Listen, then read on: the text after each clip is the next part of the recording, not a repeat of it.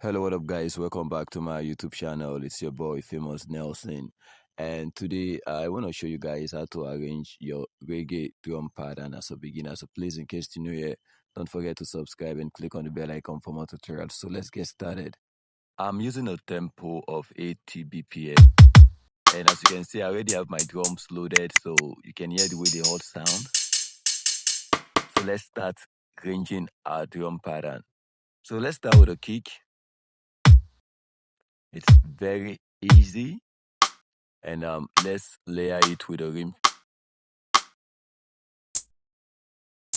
So the next is the hi-hats. Please, in case you're new here, make sure you subscribe and click on the bell icon to get notified each time I upload a new content. So let's see what it sounds like.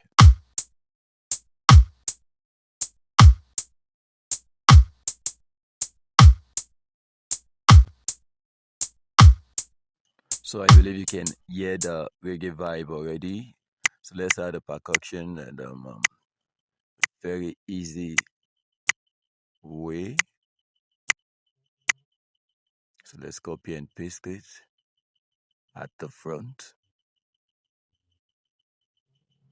And let's turn the volume down a little.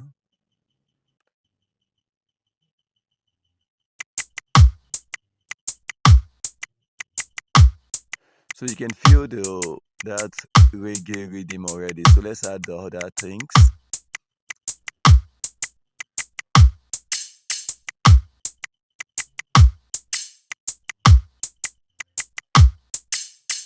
So I like panning some of my sounds, and it's very necessary. So for this, I would make sure one of them is very low.